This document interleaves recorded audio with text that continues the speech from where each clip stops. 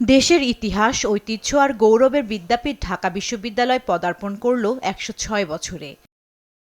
১০৫তম প্রতিষ্ঠা বার্ষিকী উপলক্ষে বুধবার সকাল থেকেই প্রাণের ক্যাম্পাসেট হল নামে শিক্ষক শিক্ষার্থীদের বর্ণিল প্ল্যাকার্ড হাতে বের হয় আনন্দ র্যালি। পরে টিএসসি প্রাঙ্গণে বেলুন ও পায়রা উড়িয়ে এবং কেক কেটে উৎসবের আনুষ্ঠানিক উদ্বোধন করা হয়।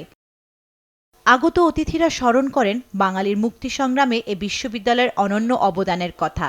উপাচার্য ডক্টর এবিএম ওবায়দুল ইসলাম বলেন, ভাষা আন্দোলন থেকে শুরু করে ৭১-এর মুক্তিযুদ্ধ, ৯০-এর স্বৈরাচার বিরোধী আন্দোলন আর ২৪-এর গণ অভ্যুত্থান সবখানেই অগ্রভাগে ছিল ঢাকা বিশ্ববিদ্যালয়। শুধু গণতন্ত্র না, একই সাথে উচ্চশিক্ষায় ঢাকা বিশ্ববিদ্যালয় অবদান রেখেছে।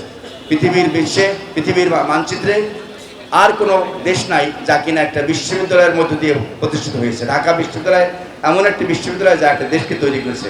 ২৪-এর গণ অভ্যুত্থান পরবর্তী ক্যাম্পাসে নতুন পরিবেশ নিয়ে কথা বলেন ডাকসু ভিপি।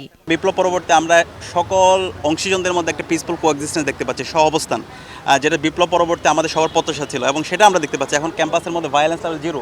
পরে প্রতিষ্ঠা বার্ষিকী উপলক্ষে টিএসসি মিলনায়তনে এক আলোচনায় বক্তারা বলেন, দেশের গণতন্ত্র ও স্বাধীনতার পক্ষে এ বিশ্ববিদ্যালয় সবসময় দাঁড়িয়েছে।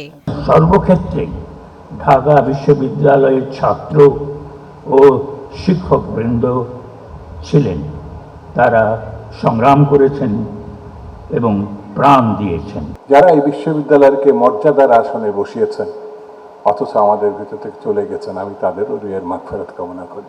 কেন্দ্রীয় প্রশাসনের পাশাপাশি বিভিন্ন অনুষদ ও বিভাগগুলো দিনব্যাপী নানা আলোচনা সভা, প্রদর্শনী ও সাংস্কৃতিক অনুষ্ঠানের মাধ্যমে ঢাকা বিশ্ববিদ্যালয় দিবসটি উদযাপন করে। বর্তমানে জান্নাতুল মোহনা, দেশ টিভি, ঢাকা। শিক্ষার নেতৃত্বে এবং বিভিন্ন